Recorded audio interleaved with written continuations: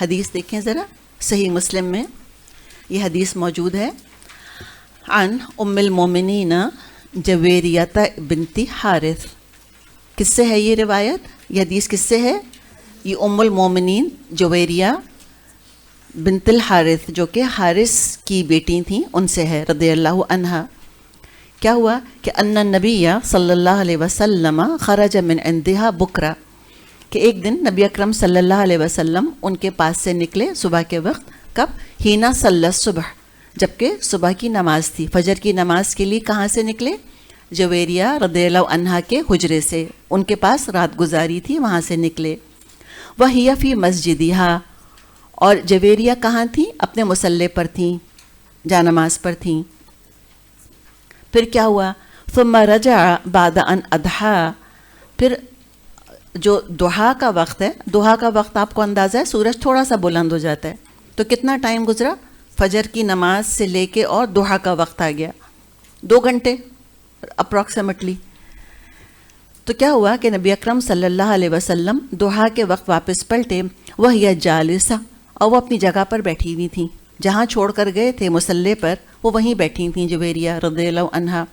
فقال، تو آپ صلی اللہ علیہ وسلم نے فرمایا، ما زلتی علی الحال التی فارقتکی علیہا، کہ کیا تو اسی طرح بیٹھی ہے جیسے میں تجھ کو چھوڑ کے گیا تھا؟ یعنی فجر سے لے کے اب تک تم اسی طرح بیٹھ کے ذکر کر رہی ہو، عبادت کر رہی ہو؟ قالت نعم، انہوں نے کہا ہاں. فقال النبی، تو کہا آپ صلی اللہ علیہ وسلم نے، لقد قلت بعدک 4 کلمات 3 مرات، کہ تیرے پاس سے جانے کے بعد میں نے 4 کلمات پڑھے ہیں، 4 کلمے پڑھے ہیں 3 دفعہ. لو وزنت، اگر ان 4 کلمات کو تولا جائے جو میں نے 3 دفعہ پڑھے، بما قلتی منذ اليوم لوزنتہن، اور ان کا مقابلہ کیا جائے اس سارے ذکر سے جو تو اب تک کرتی رہی بیٹھی ہوئی، یعنی 2 گھنٹے سے جو تم ذکر کر رہی ہو اللہ کا، اس کو تولا جائے. اور جو میں نے 4 کلمے پڑھے ہیں 3 دفعہ، کتنا ٹائم لگا گا ان کے اندر؟ 2-4 منٹ. ان کو تولا جائے تو میرے پڑھے ہوئے کلمے زیادہ وزنی ہوں گے. وہ کیا کلمے ہیں؟ سبحان اللہ و بحمدہ عدد خلقہ و رضا نفسہ و زنۃ عرشہ و مداد کلماتہ. وہ کلمات کیا ہیں کہ ہم اللہ کی پاکیزگی اور حمد کرتے ہیں اس کی مخلوق کی تعداد کے برابر، اور اس کے نفس کی رضامندی کے برابر، اور اس کے عرش کے وزن کے برابر، اور اس کے کلمات کی سیاہی یا کثرت کے برابر. تو کتنے خوبصورت الفاظ ہیں، اتنی کثرت کے ساتھ اس میں اللہ کی حمد اور اللہ کی تعریف کی گئی ہے.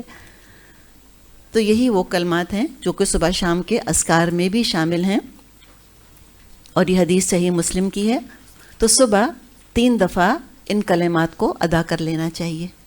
کیا چیز ہے یہ؟ سنت ہے آپ صلی اللہ علیہ وسلم کی.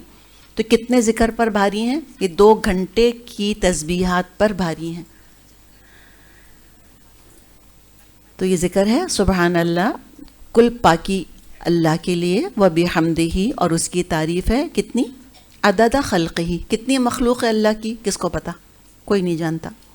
و رضا نفسہ، اتنی تعریف کہاں تک؟ حتیٰ ترضا، یہاں تک کہ اللہ تو راضی ہو جائے. اتنی تیری تعریف، اتنی تیری حمد، اتنی تیری تسبیح.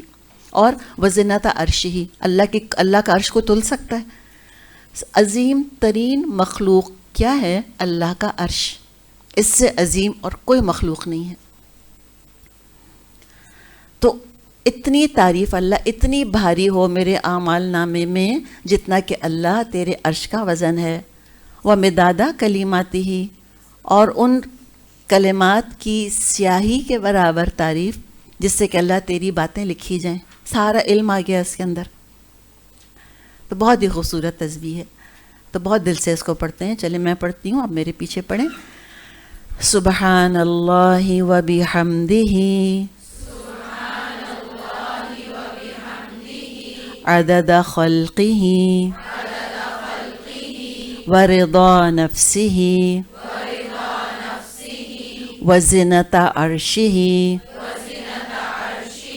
ومداد کلماته. دہرائیے.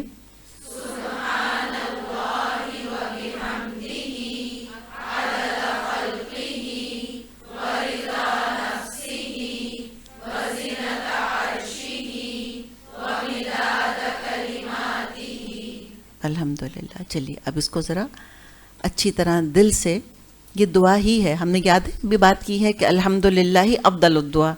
افضل الدعا کیا ہے؟ الحمدللہ. تو چلیں اس کو مانگتے ہیں اللہ سے اور دل سے اللہ کی تعریف کریں.